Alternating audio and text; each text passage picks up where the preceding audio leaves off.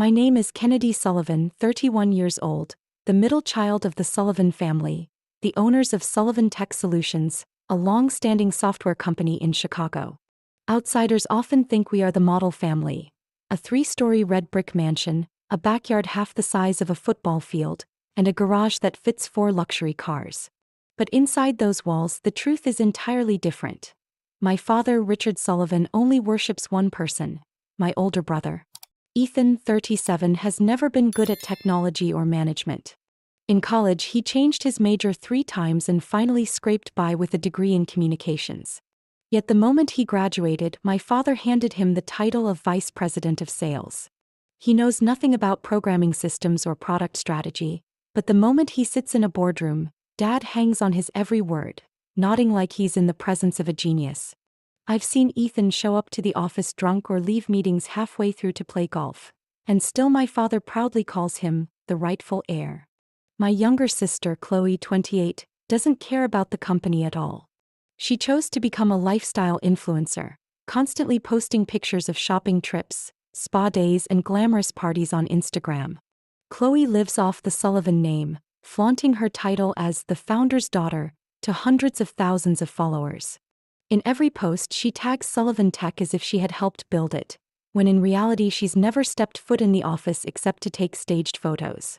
My father doesn't mind. He just smiles and says Chloe is maintaining the family image in the public eye. And then there's me, Kennedy, the invisible one. From a young age, I was obsessed with computers. At 13, I taught myself coding. At 16, I built my first application. Later, I was admitted to MIT, double majoring in computer science and business management, and graduated among the top of my class. I came back determined to contribute to the family company, to bring fresh ideas that would push Sullivan Tech forward into the cloud era. But to my father, none of that mattered. At family meetings, whenever Ethan rambled about expanding market vision, which was nothing more than empty slogans, Dad nodded with admiration. But whenever I tried to share real solutions or long-term strategies, he would cut me off with that same dismissive smile. That's nice, Kennedy. But you don't fully understand how a major company operates. Let Ethan and me handle the real business. Those words cut me like a blade. I had studied endlessly, prepared every chart and figure meticulously, yet I was always reduced to the dreamer child. My father even once looked me straight in the eyes and said, "You're great at theory, but in the real world, clients want stability, not lofty ideas." Even my mother, Linda, who came from an old Boston family, never stood by me. She was used to playing the peacemaker, choosing silence over confrontation. Occasionally she'd murmur, "Richard, maybe you should let Kennedy present her idea." But the moment Dad frowned, she would fall quiet and change the subject to wine, travel, or the weather. And so, at every dinner, every vacation, every holiday gathering, I sat at the edge of the table listening to my father and brother discuss contracts, while Chloe bragged about her growing Instagram following. Meanwhile, I, the only one who truly understood and loved technology, was kept on the outside of the very company my grandfather had poured his life into. I remember one winter evening in the grand dining room under the blazing chandelier. My father raised his glass to toast Ethan for securing a major client. I knew that deal had nothing to do with him. It was the technical team's months of work. I parted my lips to speak, but Dad shot me a warning look to stay silent. Ethan grinned, raised his glass higher, and the whole room erupted in applause. I sat there, my hands clenched, biting my lip to hide the bitterness rising in my chest. That night, I realized one thing. In the Sullivan family, my worth would never be recognized. I was not the celebrated child, not the face of the brand. I was nothing more than a shadow in the very house I grew up in. I still remember that morning as if it were yesterday, the day every last hope I had for the Sullivan family crumbled. I was 23, barely a year out of MIT, carrying all the excitement and conviction that I could help usher Sullivan Tech Solutions into a new era. I had spent months preparing for a board meeting where my father and the longtime members would hear my proposal for a cloud integration platform I had developed. The boardroom was vast, oak-paneled, with a glossy table stretching the length of the room. The walls were covered with framed awards and photos of my father posing with politicians, faces he loved to brag about. I walked in with my laptop and a thick business plan, my heart pounding but my eyes steady with determination. I thought finally, this was my chance to prove I wasn't just the dreamer child. When I began, a few members nodded along. I spoke about the growing shift of enterprises to the cloud, the need to bridge old systems with new technology, and how Sullivan Tech could lead the market for at least 5 years if we moved first. I laid out growth forecasts, profit models, and a product roadmap. Every detail was polished. No question could have caught me off guard. But only 10 minutes in, my father, Richard Sullivan, sitting at the head of the table, arms folded, sighed loudly. He raised a hand to cut me off, then with a thin smile said loud enough for all to hear, "Enough, Kennedy. Your idea is interesting, sure, but completely unrealistic. Our clients don't want to gamble on fancy new tech. They want stability, not some lab experiment." His words stabbed straight through me like a cold blade. Silence fell over the room. A few members avoided my eyes, others smirked faintly. My father turned to them with a shrug and that condescending tone. "You see, my daughter just graduated. Her head is still full of classroom theory. Let's get back to real business." Polite chuckles rippled around the table. My face burned as I gathered my materials with trembling hands. To him, all my sleepless nights, every number, every line of code were reduced to one word: naive. I swallowed back tears, bowed my head, and walked out as their laughter filled the air as if I had never even been there. That night, in my room at the Sullivan Mansion, I stared at the plaques and awards on my walls. Symbols of years of effort that suddenly felt meaningless. Downstairs, I heard my father chatting happily with Ethan about a weekend golf trip and a new business strategy I knew was just empty talk. No one mentioned me. No one cared about the humiliation I had endured. At that moment I realized, if I stayed in Chicago, I would forever remain a shadow, pushed aside from both family and company. They would never see who I truly was or what I could do. I opened my drawer and pulled out the savings I had scraped together from part-time jobs during school. Just $5,000. Pitiful compared to my family's luxury, but everything I had to my name. I stuffed the cash into a duffel bag along with a few clothes, my laptop, and a notebook of ideas. The next morning, while the household bustled with preparations for a weekend party, I quietly rolled my suitcase out the door. No goodbyes, no one to see me off. I booked a budget flight to San Francisco, the city I knew as the beating heart of technology dreams. Squeezed into an economy seat, my small bag at my feet, I felt both terrified and exhilarated. Terrified because my future was a blank page. Exhilarated because, for the first time, I wasn't buried beneath my brother's shadow or my father's contempt. I swore to myself then, I would build something with my own hands and mind. One day the Sullivan family would have no choice but to acknowledge my worth, whether they wanted to or not. As the plane lifted, I looked out the window at Chicago's skyline fading behind me. A fire sparked in my chest. I didn't know whether I would fail or succeed, but one thing was certain. I would never return with empty hands and downcast eyes like the night before. San Francisco was waiting, and with it, the chance to rewrite my entire life. San Francisco didn't greet me with the glitter of tech success, but with a chill that seeped into my skin and the loneliness of someone starting out with almost nothing. I rented a shabby room on the 3rd floor of an old apartment building in the Mission District. The room barely fit a single bed, a wobbly wooden desk, and a tiny kitchenette with a leaky sink. Every month, more than half my cash disappeared on rent. The rest stretched thin across instant noodles, cheap cereal, and instant coffee.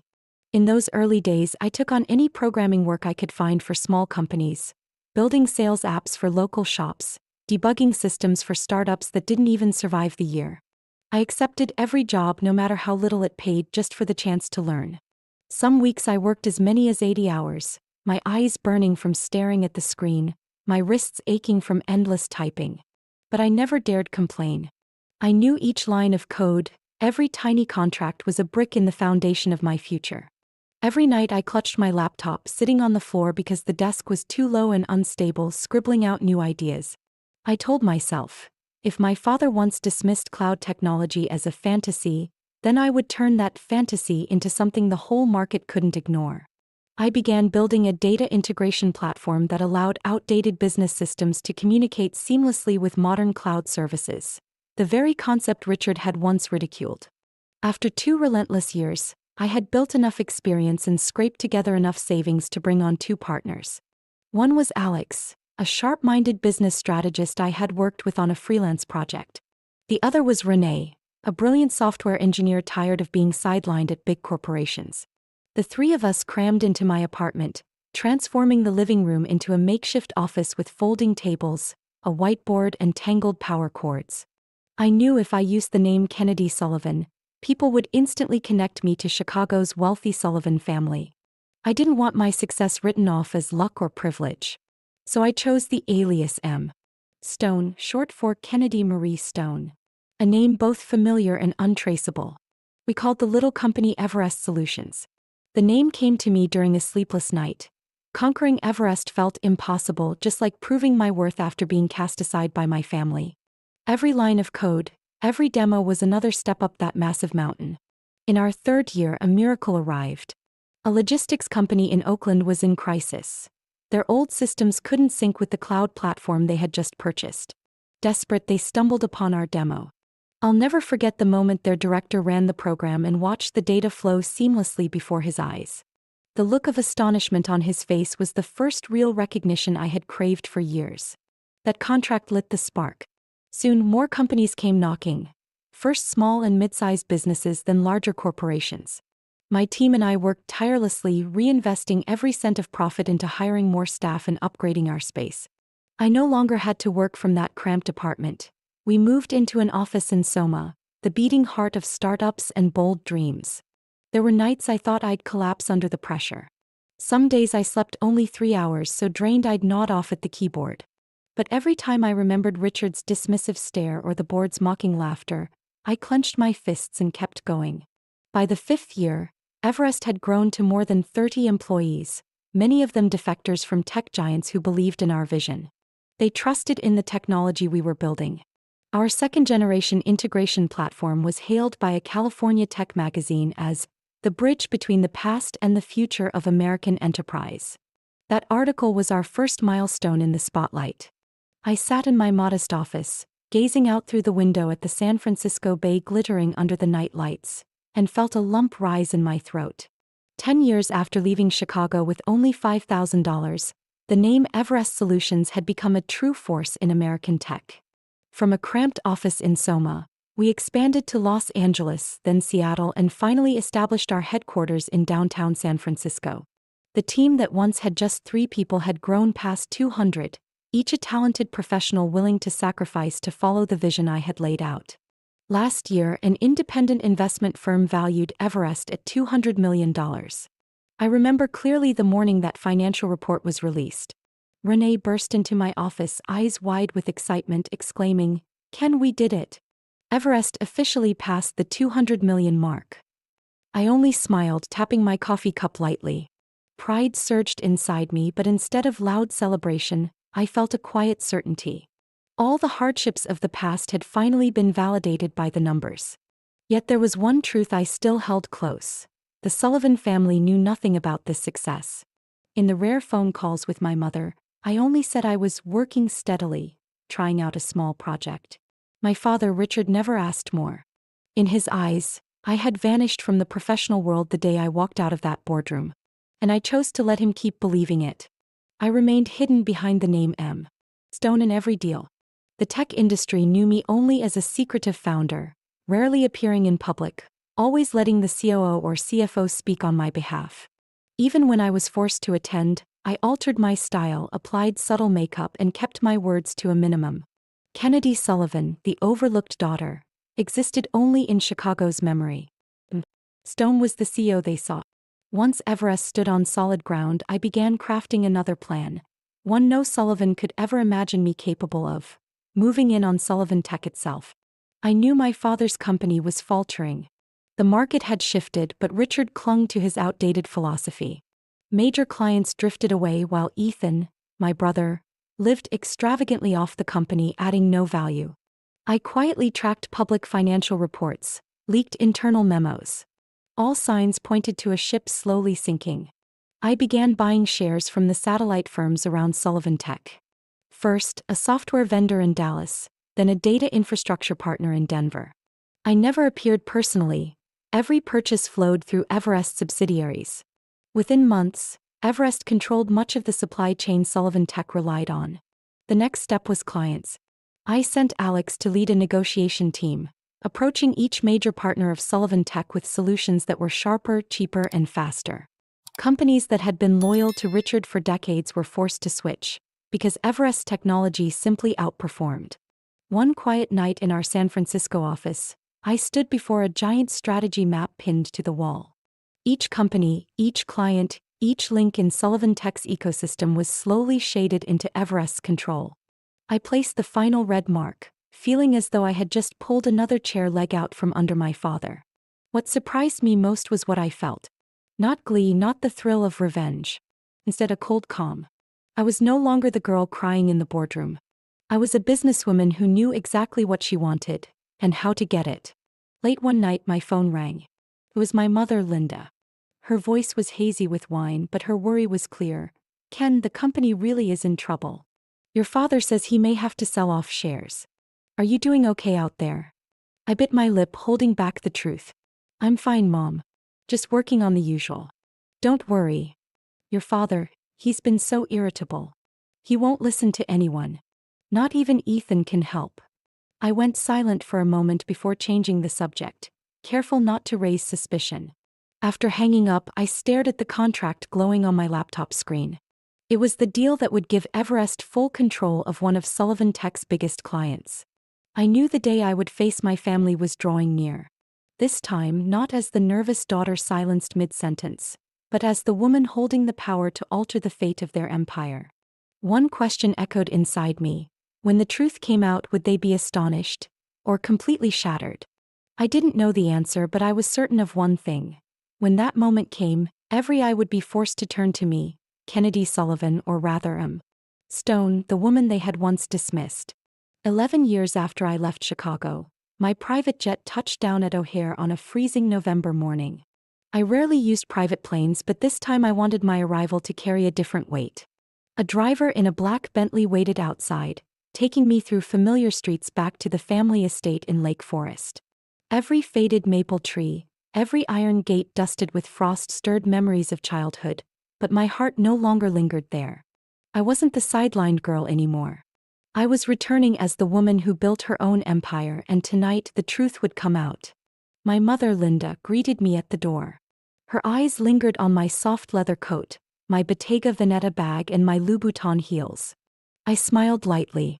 Hi, Mom. It's been a while. She hugged me, the scent of Chanel mingling with the familiar trace of wine. You look so different. You must be doing well. I only answered softly, I'm fine. Thank you. Inside, my brother Ethan was already in the living room, whiskey glass in hand. He raised an eyebrow, smirking. Well, Kennedy's back. Heard you're still coding those little apps. I set my bag down, gaze indifferent. Something like that. And you? How's the company? He cleared his throat, dodged the question, then quickly flashed his new gold watch. My sister, Chloe, came down the stairs holding her phone on live stream. Oh my God, everyone, my sister's home. Doesn't she look so fancy? Probably has some rich boyfriend sponsoring her. I gave a faint smile and stepped out of her frame. My father, Richard Sullivan, emerged from his study with that same aura of authority. He only nodded. Kennedy. No hug, no question. In his eyes, I was still the faint shadow. But I knew in just a few hours he would face something he had never imagined. That evening, the family gathered in the grand dining room. The long walnut table was draped in white linen, crystal chandeliers sparkling above fine Wedgwood china. The scent of roast turkey filled the room. I was seated near the far end, away from my father's head chair, while Ethan sat proudly beside him like the heir apparent. As dinner drew to a close, Richard tapped his knife against a crystal glass, his voice booming. I have an important announcement. Sullivan Tech will officially be sold for $50 million to a technology investment firm. The deal closes tomorrow. Ethan froze, dropping his spoon. Dad, what are you saying? This company belongs to the family. I've given over a decade to it. Chloe gasped, her voice cracking. What about my online brand? I've always called myself the daughter of Sullivan Tech. You're going to ruin that. My father raised his hand to silence them. You must understand, this is the best decision. The company needs change. The buyer is highly reputable and has promised to preserve the brand. This is the only way to protect the Sullivan name. He paused, a smug smile on his face. The buyer is Everest Holdings. I set my glass down, my heartbeat steady. All eyes turned to me as I spoke, calm and clear. That's interesting because Everest Holdings is me. The room fell so silent you could hear the grandfather clock tick. My father's face faltered, his eyes flickering between doubt and fury. Ethan leapt to his feet, spilling red wine across the white tablecloth. Chloe stared blankly, turning her camera toward me.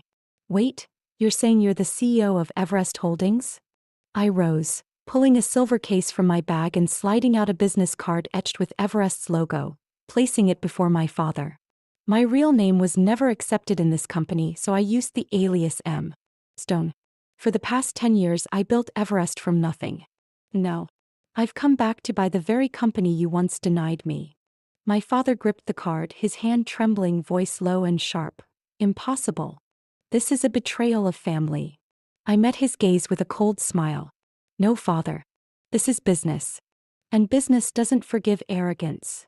In that moment I saw it. The silence of 3 people stunned into disbelief. My father, my brother, my sister. None had ever imagined that the overlooked daughter would be the one holding the fate of Sullivan Tech in her hands. Betrayal. My father, Richard Sullivan, slammed his hand against the table so hard the crystal glass rattled. His face flushed red, his voice a growl. You hid everything from this family, came back just to seize the company? You are no daughter of mine. I stood tall, my gaze unwavering. You can think that, father. But I didn't betray anyone. I only did what you never allowed me to do, prove my real worth. Ethan shot to his feet, his face purple, whiskey spilling across his shirt. You're destroying everything, Kennedy. Everything Dad built, everything I've preserved. I cut him off, my tone icy. Preserved? Or stolen? The room froze. Chloe stopped her live stream, eyes wide. I pulled a folder from my bag and dropped it on the table. Here's the proof. Over the last 3 years, Ethan embezzled at least $300,000 through fake vendor accounts. The money was transferred directly into a Cayman trust. Should I read the transactions out loud by date? Ethan's face drained of color. He lunged forward, but I stepped back calmly. Don't. It's all verified. IP addresses, signatures, even emails sent from your office computer. Lies. Ethan shouted, though his voice shook. My father snapped toward him, fury shifting into doubt. Ethan, say something. My brother pressed his lips tight, unable to speak. His silence was the answer. Chloe burst into tears, mascara streaking down her cheeks. No, Ethan, you really did that. Then suddenly she wiped her face, her expression sharpening. She turned to me, calculating. But if you're the head of Everest and this company is yours now, I still have a place in it, right? I could be the face of the brand, the image for the group. I have nearly 1 million followers. You know how valuable that is. I looked at her, torn between laughing and sighing. Just minutes ago she was sobbing, now she was bargaining. That was Chloe, quick to adapt, always seeking the spotlight. If you want to work with me, prove you can take it seriously. Not just holding a phone and posing. She sniffed, forcing a smile. Trust me, sis. I know how to seize an opportunity. Then my mother, Linda, who had sat silently until now, set her glass down. Her voice trembled, but her words were steady. Kennedy, I owe you an apology. I turned, for the first time in years, seeing not avoidance in her eyes but genuine remorse. I watched your father dismiss you, your brother overshadow you, and I did nothing.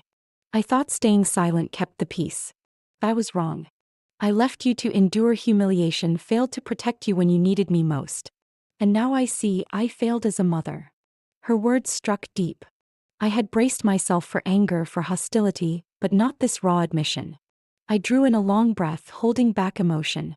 At least you've spoken now, Mom. That's more than all the years of silence. My father shot up, his chair screeching against the floor. Kennedy, I won't let you destroy Sullivan Tech. If I must, I'll take you to court. I replied evenly, you can try.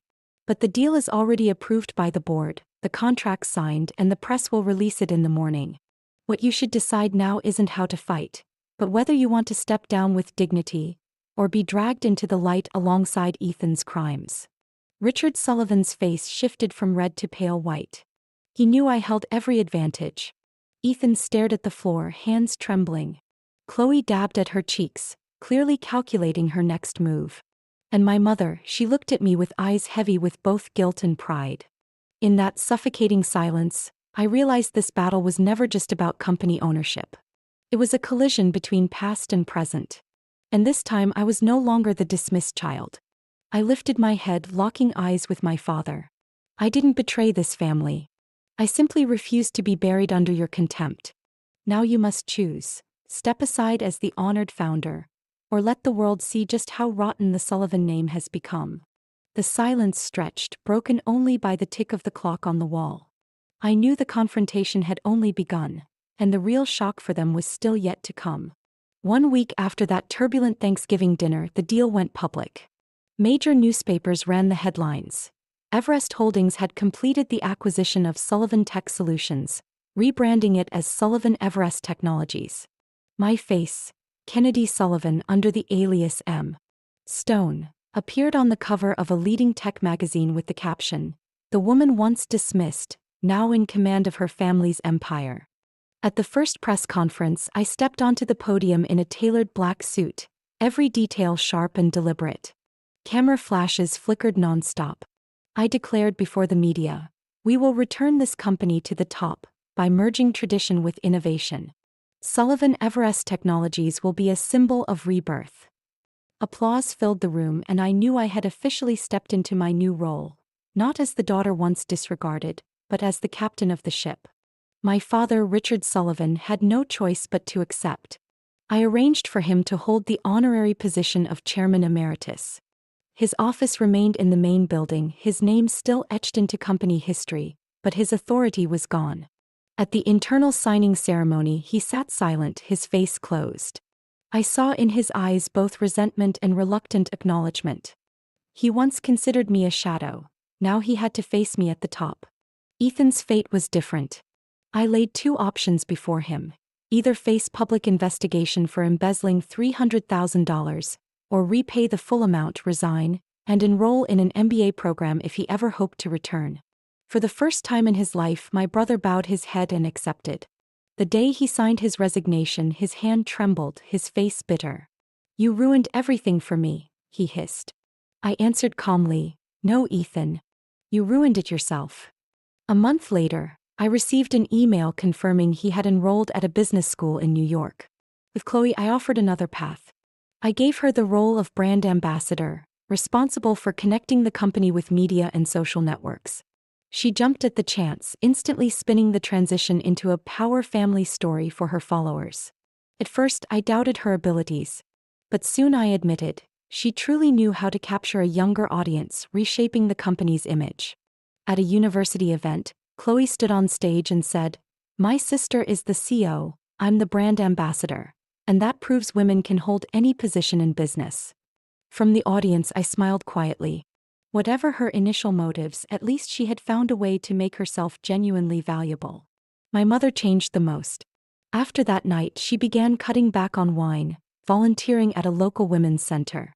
One morning she called, her voice unusually steady. "Kennedy, I'm preparing to speak at a workshop about tech education for young women. I want to share your story. May I?" I paused, then nodded into the phone. She had chosen a new path, no longer the woman raising a glass at dinners just to avoid conflict.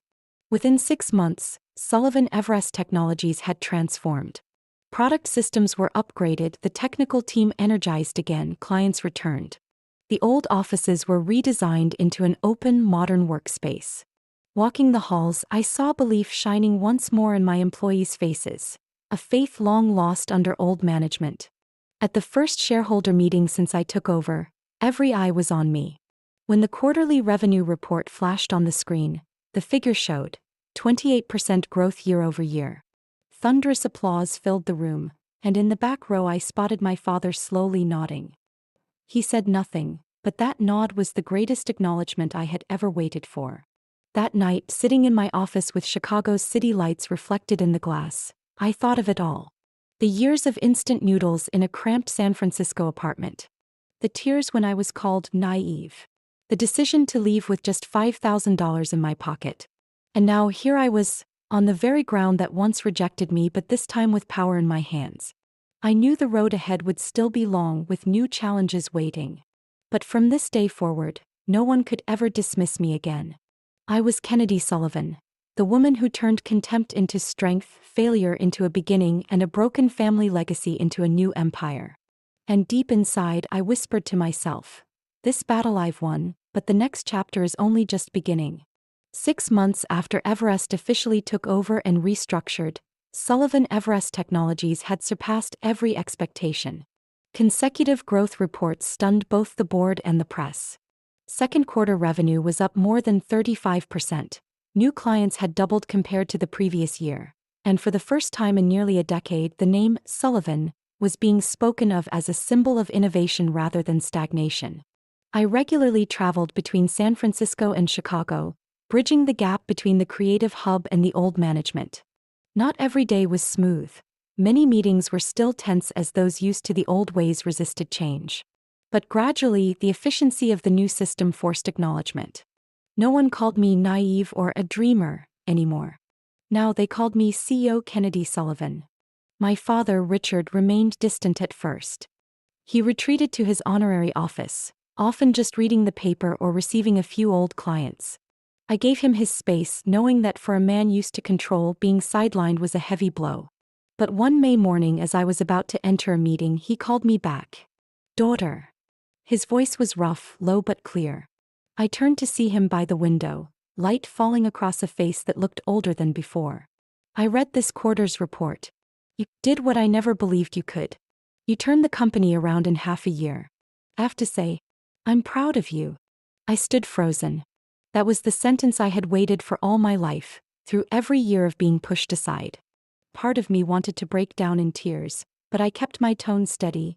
Father, I only did what I should have been allowed to do long ago.